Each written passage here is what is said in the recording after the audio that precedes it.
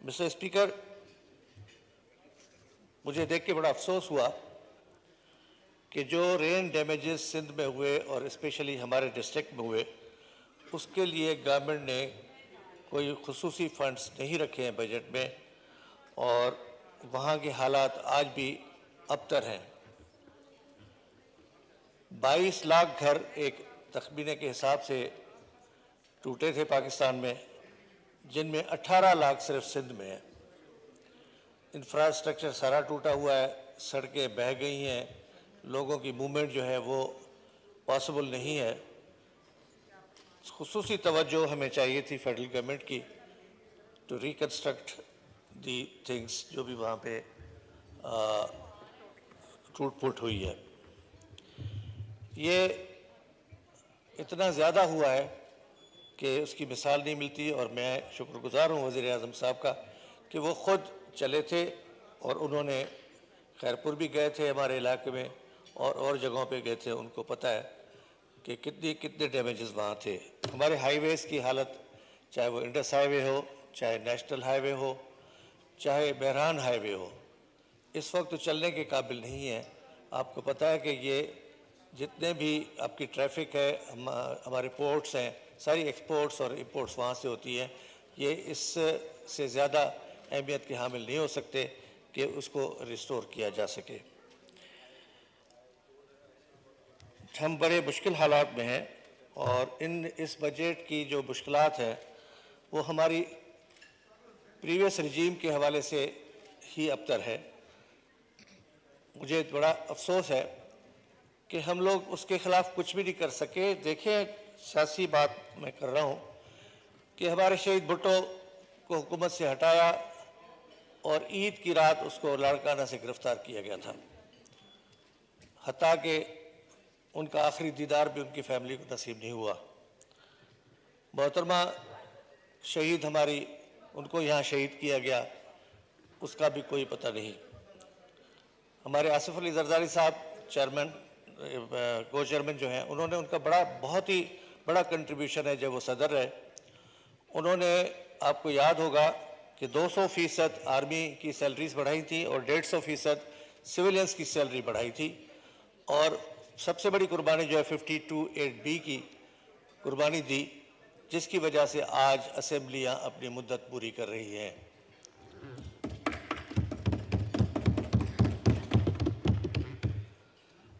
गद्दारी के मुर्तकब हुए हैं हमारे साबिक वज़ीर आज़म।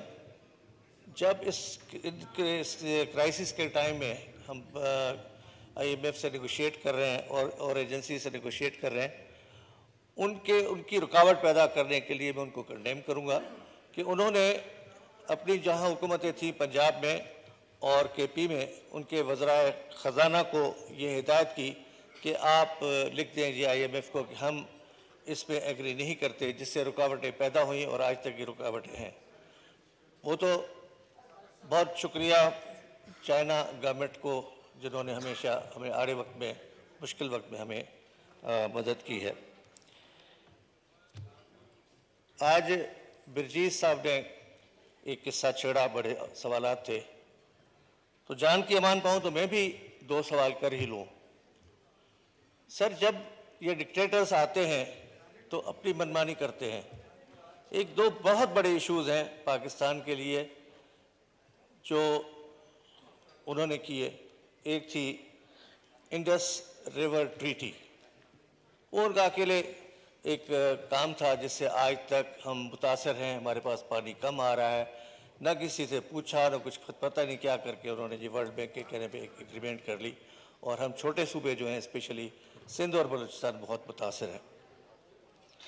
उसके बाद उन्होंने एक और मुसीबत खड़ी कर दी, वो था 1 यूनिट बनाया गया, जिससे आज तक छोटे सूबे, मतलब मेरा ख्याल है कि सूबों के दरमियान एक नफरत फैली जो शायद आज तक भी है कि जी क्यों हम पे इम्पोज किया गया 1 यूनिट। उससे काफ़ी सारी सवालात हैं, जो 2 सवालात हैं मेरे, मुझे उसका जवाब कोई नहीं दे रहा। मैंने कई दफ़ा किसी से पूछा है कि क्या ये जब आते हैं, और जाते जाते एक तो 1958 से लेके 68 तक कोई कॉन्स्टिट्यूशन नहीं बनाया, उन्होंने अकेले सेरी डिक्टेटर बन के और हुकूमत की। इसी तरह से मुशर्रफ ने भी यही किया। ज़िया-उल हक ने तो उससे बढ़ के किया कि 90 दिन के लिए आया, 11.5 साल बैठा रहा। उससे जितना आप अंदाज़ा करें 30-35 साल का टोटल पीरियड होता है, और इस मुल्क को बहुत ज़्यादा नुकसान हुआ इससे। आप जस्टिफाई नहीं कर सकते जितने जितने लॉसेस आपको हुए हैं। हमारी पार्टी माशाल्लाह जितनी कुर्बानी हमारी पार्टी की लीडरशिप ने दी है, बहुत कम ने दी होगी। मैं ज़रूर कहूँगा कि जब भी हुकूमतें चेंज हुई हैं, जब भी हम मुतासर हुए हैं पीपल्स पार्टी वाले, हमने कभी किसी से कॉम्प्रोमाइज़ नहीं किया, हमने कभी किसी अदारे पे इल्ज़ाम नहीं लगाया। इनफरादी क्या होगा कि ज़िया-उल हक ने ये किया, अयूब खान ने ये किया, मुशर्रफ ने किया, लेकिन अदारों की बात हमने नहीं की। अदारों का एहतराम किया है, इस वजह से कि हम समझते हैं कि अदारों का एहतराम ही इस मुल्क की बका की ज़मानत है। अभी हाल ही में जो 9 मई को हुआ है, मेरा ख्याल उसकी जितनी भी शदीद मज़म्मत की जाए वो कम है। सर, मेरा अकीदा ये है कि इस मुल्क की 3 बड़ी ताकतें हैं जो इसको चला रही हैं। एक अल्लाह पाक, जिसके नाम पे उन्हें बुक लिया था। दूसरा वो कॉन्स्टिट्यूशन जो शहीद भुट्टो ने और उस वक्त के तमाम बड़े अच्छे लीडर्स ने दिया आपको, जो आज भी हमारी बका की और सालमियत की ज़मानत है। और तीसरा ये आर्म्ड फोर्सेस हैं। अगर हम अपने अदारों की इज़्ज़त नहीं करेंगे तो फिर कौन करेंगे? जो कुछ 9 मई को हुआ है उसकी बिल्कुल मैं खुले दिल से कहता हूँ कि उसकी जितनी मज़म्मत की जाए बहुत कम है। उन्होंने सब हदूद पार करके और जो कुछ किया है, जना हाउस पे अटैक किया है, सारे जो वो शहदा की चीज़ें, वो एक साइबर जेट पड़ा हुआ था जैसे MM आलम ने पता नहीं कितने जहाज़ उसके इंडिया के गिराए थे, उस तक को तबाह कर दिया। तो मेरा ख्याल है ये हाई ट्रीज़न है, और मुझे ये भी समझ में नहीं आ रहा कि उस बंदे पे अभी तक किसी ने हाथ क्यों नहीं डाला। हमारे खिलाफ तो कोई भी ऐसी बातें नहीं होती थी, लेकिन फिर भी उठा लिए जाते थे। शहीद भुट्टो जैसी शख्सियत को क्या कसूर था उसका, झूठे केस में।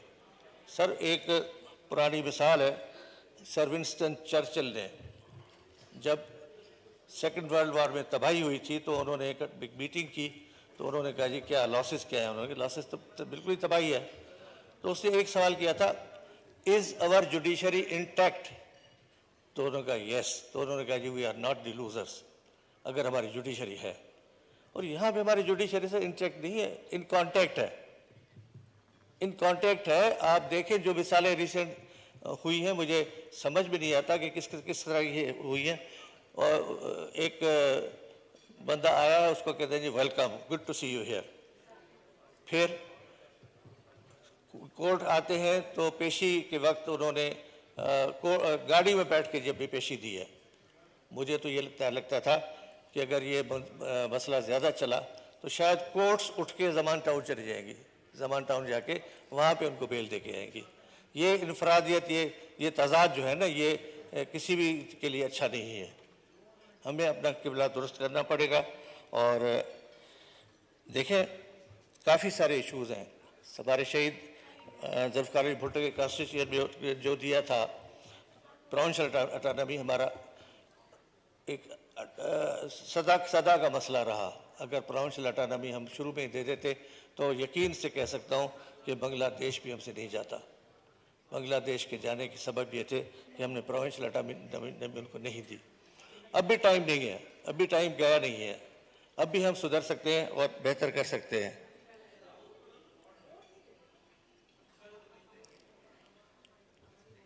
ये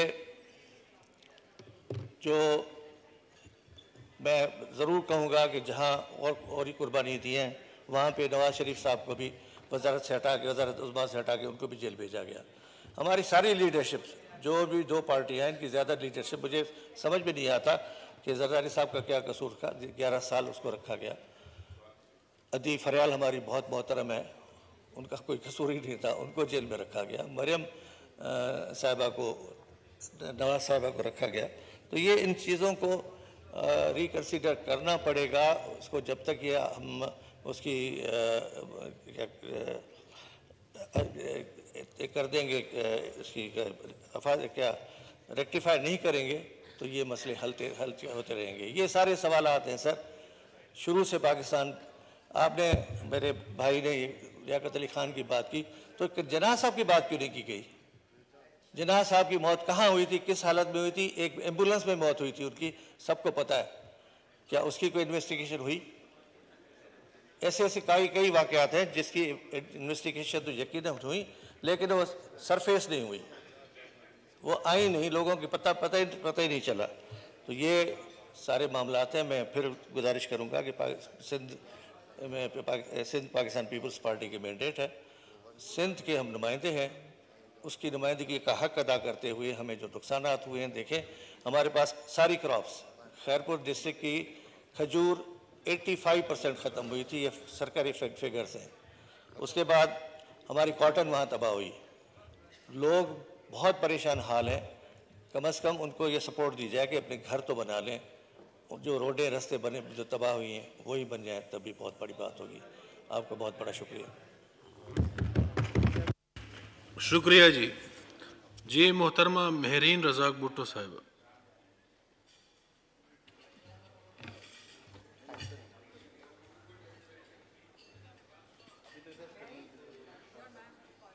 जी नहीं है मेरे ख्याल। जनाब राव मोहम्मद अजमल खान साहब।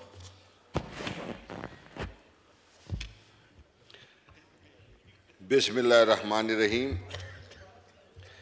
जनाब डिप्टी स्पीकर, मैं आपका बेहद मशकूर हूँ कि आपने तवज्जो फरमाई। और जनाब डिप्टी स्पीकर साहब, पहले तो मैं स्पीकर साहब के लिए दुआ गो हूँ कि जो उनका परसों एक्सीडेंट हुआ था, अल्लाह ने हिफाजत फरमाई और अल्लाह ने उन्हें एक हादसे से महफूज फरमाया।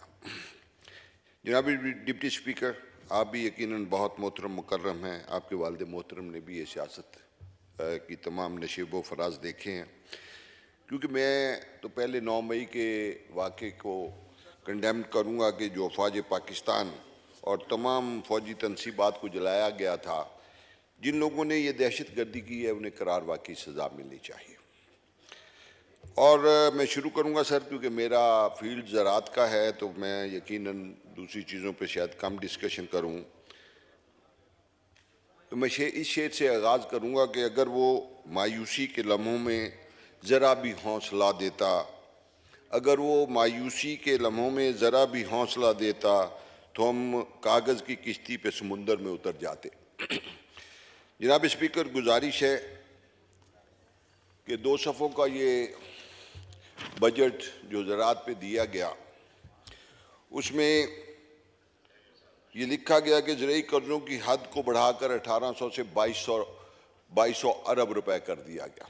लेकिन मुझे समझ नहीं आया कि जब ज़िमींदार को या किसान को 28 से 30% के सूद पे कर्ज़ा दिया जाता है, वो किस तरीके से, वो कौन से कर्ज़े थे जो किस जगह पे पहुँचे और किसान किस तरह मुस्तफ़ीद हुआ।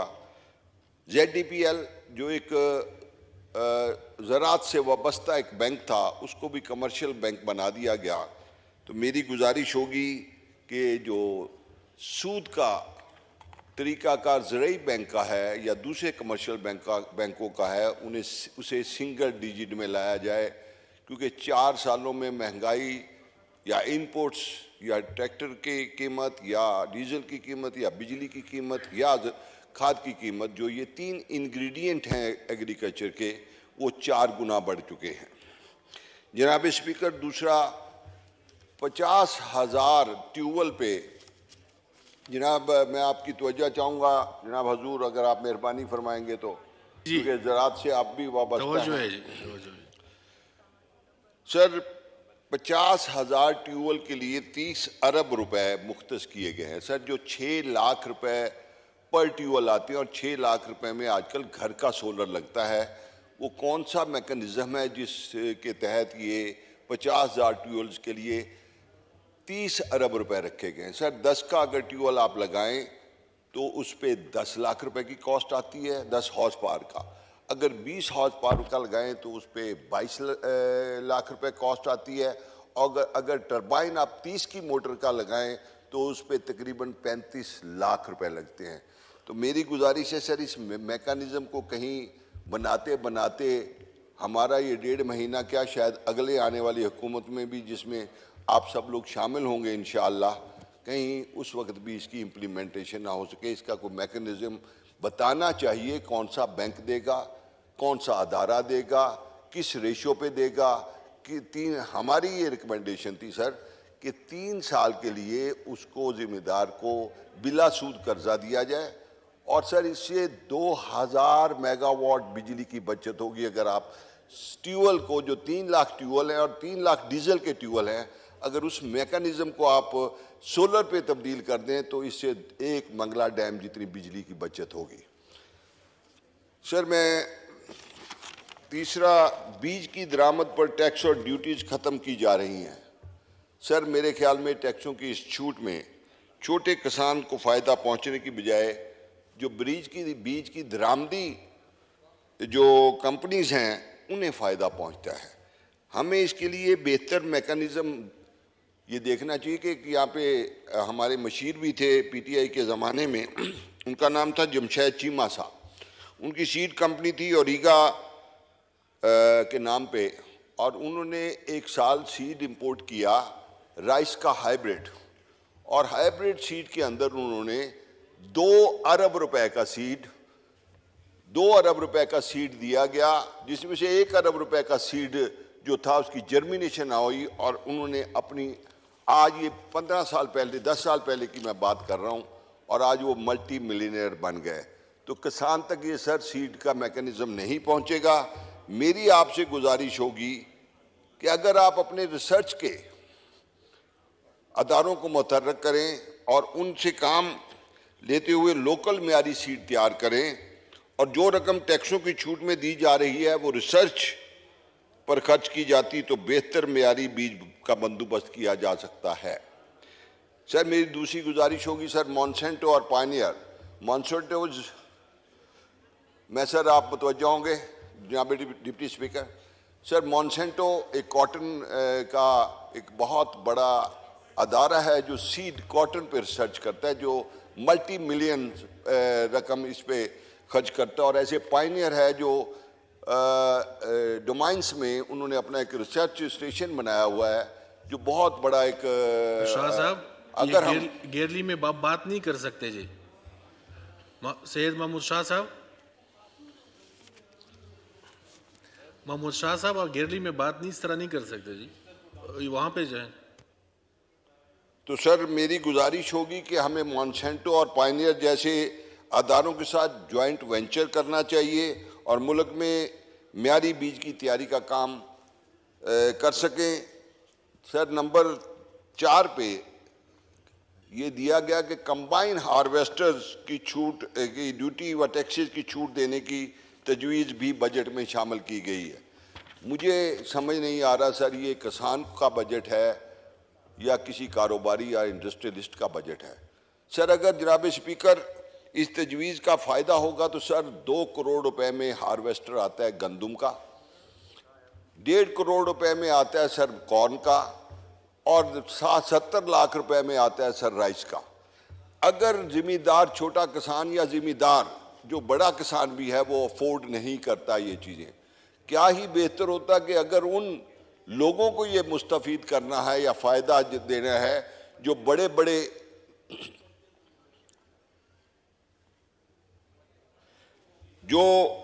बड़े लोग इस कंपनीज में आएंगे। सर अब इस वक्त गंदम की जो कटाई है वो 16,000 रुपये पर एकड़ है, मकई की जो कटाई है सर वो 20,000 रुपये एकड़ है, और जो धान की कटाई है वो 10,000 रुपये एकड़ है।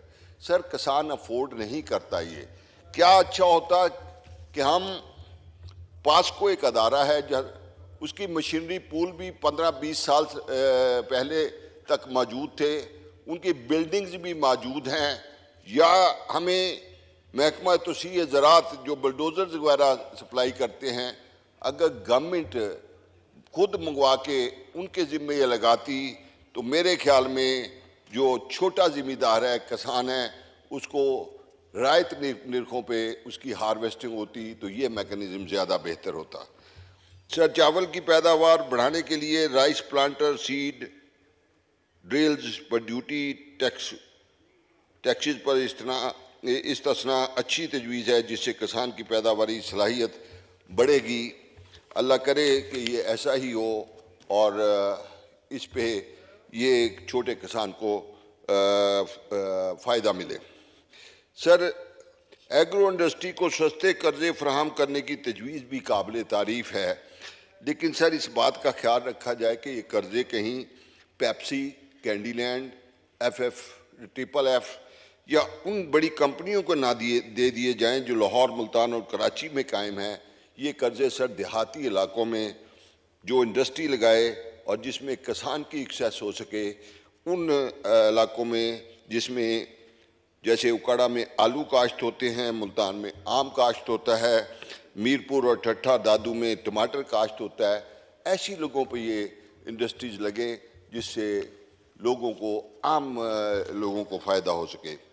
Sir, PM youth business and agriculture loan scheme पर 10 अरब रुपए दिए गए। सर, मेरी गुजारिश होगी सर, किसान का बच्चा अनपढ़ होता है, उसके लिए बैंकिंग का मैकेनिज्म समझना बहुत मुश्किल है। शायद ये फिर वो लोग जो इस मैकेनिज्म को जानते हैं उनकी जेबों में ना चला जाए। तो मेरी एक तजवीज़ होगी सर कि BSc एग्रीकल्चर जो बच्चे हैं, क्यों ना उनको ये 6-6 एकड़ रकबा जो हर प्रोविंस में मौजूद है वो दे के और उनको रिहेबिलिटेट किया जाए और मुल्क की पैदावार में वो अपना हिस्सा डाल सके। सर, छोटे किसानों को कम मार्कअप पर कर्जा देने के लिए 10 अरब रुपए की रकम मुख्तस की गई है। सर, कोई मैकेनिज्म नहीं लिखा गया कि किस तरीके से वो उन तक पहुंचेगी। मुझे खदशा ये है कि ये कहीं मैकेनिज्म बनते बनते अगली हुकूमत भी ना गुजर जाए। तो मेरे ख्याल में हमें ये ज़राई बैंक के ज़रिए आसान किस्तों पर छोटे किसान को ये कर्जे देने चाहिए जो इंटरेस्ट फ्री हों, ताकि उनकी रिहेबिलिटेशन हो सके। सर, पाकिस्तान का किसान GDP का 19% हिस्सा डालता है, लेकिन सर कहीं पे भी सारे उसमें एक सबसे बड़ा इंग्रेडिएंट है जिसे हम पानी कहते हैं। कहीं पे भी वाटर जो मैनेजमेंट है या जिसे हम पानी के वसाइल कहते हैं, जिसमें नाले पक्के किए जाते हैं, नहरें पक्की की जाती हैं, कोई 1 रुपया इस सारे बजट में नहीं रखा गया। सर, मेरी गुजारिश होगी सर, डीजल और ट्रैक्टर की कीमत में कोई इकदाम नहीं, इसमें कोई उसका जिक्र नहीं है। तो किसान बिजली की कीमत मियां नवाज शरीफ के दौरे हुकूमत में सर 5 रुपये 35 पैसे थी। पीपल्स पार्टी के दौर में ये 10 रुपये 95 पैसे थी। मेरे कायद मियां मोहम्मद नवाज शरीफ साहब ने एक पैकेज दिया जिसमें सर 3 इंग्रेडिएंट होते हैं ज़राअत के सर। सबसे पहले सर ट्यूबवेल जिससे पानी निकलता है, दूसरा ट्रैक्टर जिसमें डीजल डलता है, और तीसरी खाद। हमें फास्फेटिक खादों की जो ज़्यादा ज़रूरत है, जैसे MOP है, DAP है, नाइट्रोफास है, अमोनियम सल्फेट है, अमोनियम नाइट्रेट है, और ऐसे ही SOP है। सर, मियां मोहम्मद नवाज शरीफ साहब ने 2250 रुपये DAP की कीमत मुकर्रर की थी, 2150 रुपये पोटाश की कीमत मुकर्रर की थी, 1100 रुपये उन्होंने यूरिया की कीमत मुकर्रर की थी, और आज पूरे 5 साल के बाद वही कीमतें सर 5 गुना पे चली गई हैं। तो मेरी गुजारिश होगी सर कि ज़मींदार को लिए खाद की जो सब्सिडी है उसका मैकेनिज़्म बेहतर बनाना चाहिए। 32 अरब रुपए PTI की हुकूमत में इस मद में रखे गए और कोई पता नहीं चला कि वो कहाँ पास ऑन हुए, किस जगह गए, किस किसान को मिले, सरहद के किसान को मिले या पंजाब के सिंध के मिले, किसी को भी नहीं मिले, या बलूचिस्तान को मिले। तो सर, मेरी ये गुजारिश होगी कि इन चीज़ों पे बेहतर तौर पे हमें गौर करना चाहिए। और बलूचिस्तान में और डेरा गाजी खां के एरियाज़ में जो रोत गोइयाँ हैं सर, रोत गोइयों से बहुत बड़ा नुकसान होता है। कोई पूरे इस बजट में कहीं भी रोतगोइयों के लिए जहाँ पे पानी आता है और एकड़ के एकड़ बहा के ले जाता है, कोई एक फंड नहीं रखा गया। हमें उस पर भी गौर करना चाहिए। सर आखिर में मैं आपसे अपने हलके की बात करूँगा।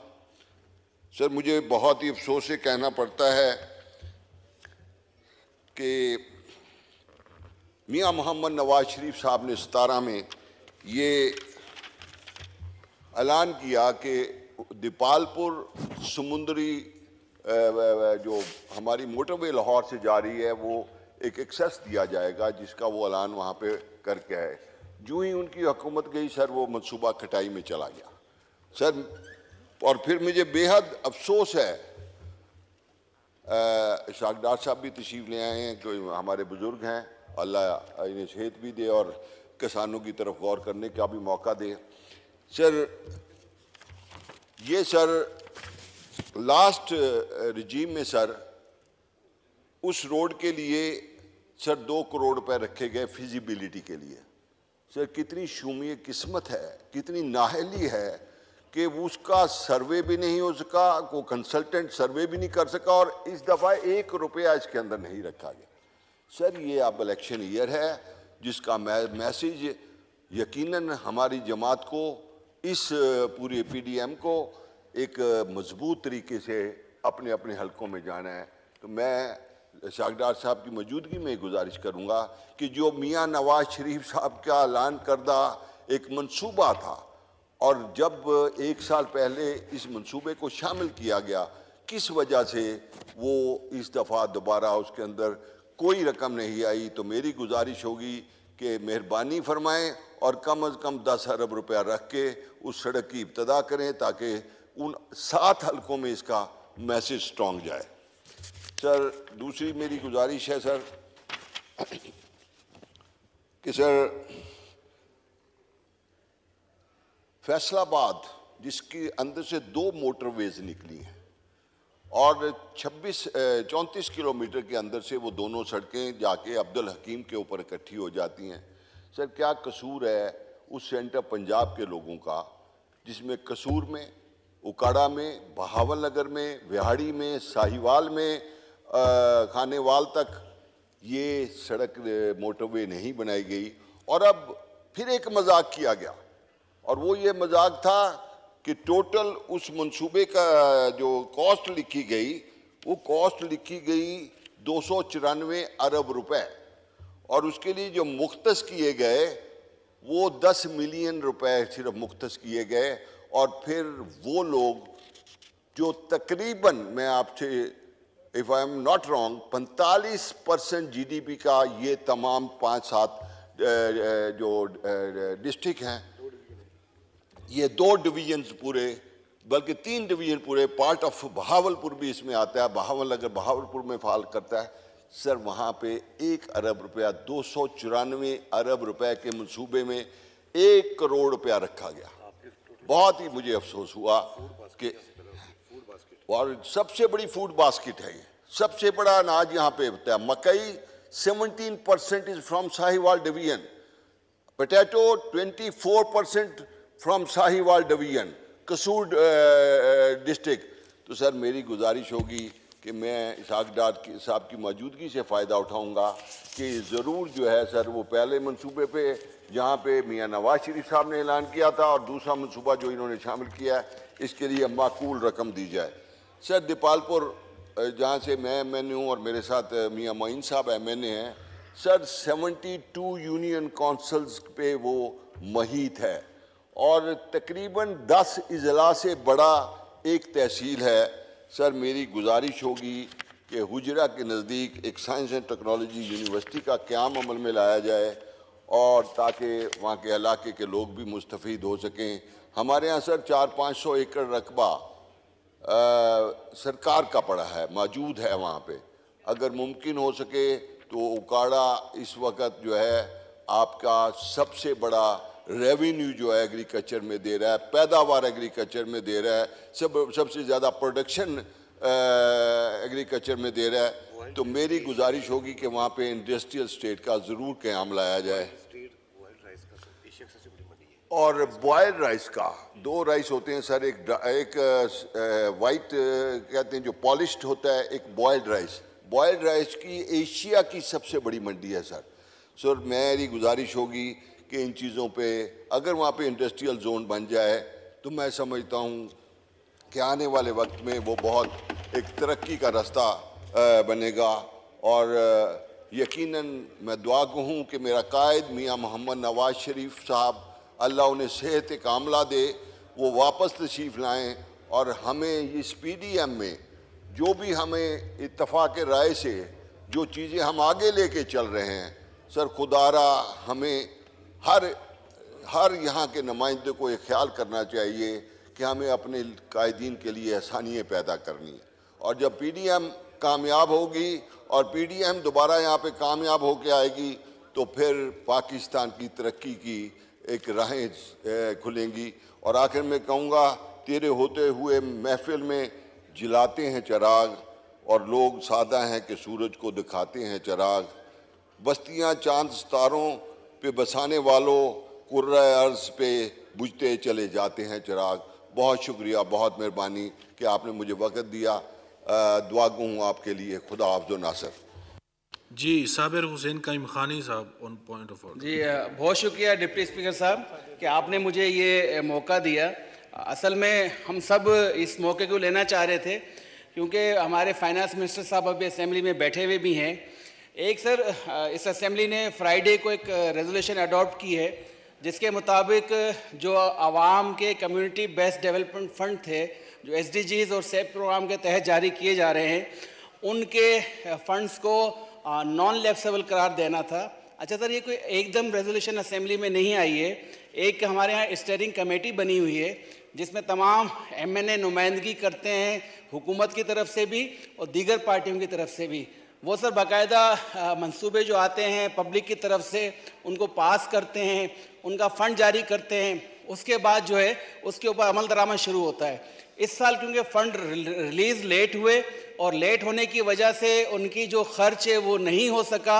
अच्छा, ये बात बारहा इल्म में भी लाई गई, फिर स्टीयरिंग कमेटी ने इसको एडवाइस भी किया, रिकमेंड भी किया कि फाइनेंस जो है इसको मौका दे और इनके फंड्स को नॉन लैप्सेबल में डाले। अच्छा सर, आप भी बेहतर जानते हैं, हम सब इलाकों में रहते हैं, ऐसी बारहा और मुतअद्दिद मिसालें हैं कि गवर्नमेंट जब टाइम पूरा हो रहा होता है तो जो स्कीमें तरक्याती जारी होती हैं वो रुक जाती हैं, आवाम का पैसा उन स्कीमों पे जो लग चुका होता है वो ज़ाया हो रहा होता है और फिर उसका कोई सदेबाब नहीं होता। इस चीज़ से बचने के लिए यहाँ असेंबली के तमाम तकरीबन अराकीन ने यूनानिमसली मुत्तफ़िका तौर पे करारदाद पास की कि इन फंड्स को लैप्सेबल से नॉन लैप्सेबल या PL3 अकाउंट में डाला जाए। अच्छा, हमें ये हो रहा है कि इतनी सारी बात होने के बाद भी फाइनेंस की तरफ से खातिर ख्वाह जवाब नहीं दिया जा रहा।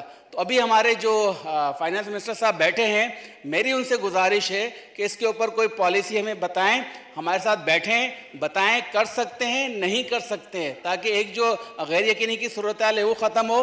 और मेरा ये मुतालबा है कि इसको करना ही चाहिए, ना करने का तो सवाल ही पैदा नहीं होता। बड़ी मेहरबानी। शुक्रिया जी। जी, मिनिस्टर फॉर फाइनेंस, इस हवाले से आपकी एक अगर स्टेटमेंट आ जाए। एक रेजोल्यूशन भी पास हुई है कि ये जनाब स्पीकर बहुत मशकूर हूँ।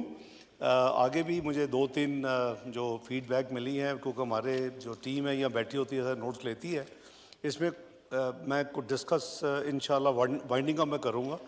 एक मुझे पता चला कि करारदाद भी एक पास की गई है यहाँ। एक्चुअली एक कानून जो पिछले चंद सालों में एक आड़े आ रहा है, उस कानून के तहत वो नहीं हो सकता, लेकिन अमली तौर पे ये होता है कि जब फंड्स देते हैं और वो एग्जीक्यूशन एजेंसीज के पास चले जाते हैं, मतलब PNW के साथ या हाउसिंग वर्क्स के साथ, उन्होंने आगे अपने अरेंजमेंट्स किए होते हैं जो कि वो उन अकाउंट्स में ले जाते हैं, वो लैप्स नहीं होते, लेकिन ये लिख के नहीं होता।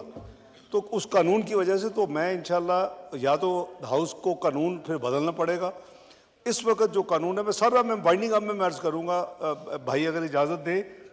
सॉरी सर, वैसे आप बड़े हैं, हर वक्त इजाजत देंगे, बाइंडिंग अप पे करें तो टाइम खत्म हो जाएगा। नहीं, पर कानून तो चेंज नहीं हो सकता। इस सिटिंग में तो मेरा भाई आप कोई और बिजनेस कर ही नहीं सकता बजट के अलावा। तो मैं अगर देखें, एक है लीगल तरीका और लीगल तरीके से नॉन लैप्सेबल नहीं हो सकता एज ऑफ टुडे। देखिए ना, कानून को तो नहीं, अगर हम कानून को वायलेट करेंगे तो फिर लोग हमसे क्या तवक्को करेंगे। आप आ जाएं मेरे साथ बैठे, मैं आपको ये कौन सा एक्ट है जिसमें तरमीम की जरूरत है? तो मैं गुजारिश कर रहा हूँ कि हम इसका रास्ता निकालते हैं ना, बजाय ये कि ये सारी चीज़ पब्लिक हो, और अगर आपको कोई रास्ता है उसको भी आप बंद करवा ले तो आपकी मर्जी है। मैं गुजारिश करूँगा कि इसको थोड़ा सा हमें टाइम दे दे और हम आपस में बैठ के इसका कोई रास्ता निकालते हैं। ठीक है जी। और ये कौन सा एक्ट है जिसकी तरमीम उसमें ज़रूरत है जी, अगर वो की जाए तो? सॉरी, ये कौन सा एक्ट है जिसकी तरमीम की ज़रूरत है? ये मैं उसको कल पेश कर दूंगा ला के और दिखा दूंगा, लेकिन फिर आप फ्लैग कर रहे हैं कि फिर अगर कोई रास्ता होगा भी तो बंद हो जाएगा। मेरी गुजारिश है कि इसको आप थोड़ा सा एक दिन दे दें। मैं ये तशरीफ ले आए, मैं अपनी टीम के साथ बैठा देता हूँ, खुद देख लें और उसको हम रास्ता निकालते हैं ना कि कैसे करना है, वो बेहतर होगा। आप तशरीफ ले आए भाई, कल हम बुला लें, कल मैं इधर बुला लेता हूँ, कल मैं अपने टीम को यहाँ बुला लेता हूँ जो हमारे रेलेवेंट रेगुलेशन विंग के हैं फाइनेंस मिनिस्ट्री के, तो मैं भी बैठ जाता हूँ, ये भी बैठ जाए और हम उसका देखते हैं कि इसका क्या रास्ता निकलता है। जी, इसका कोई रास्ता निकाले। शुक्रिया जी।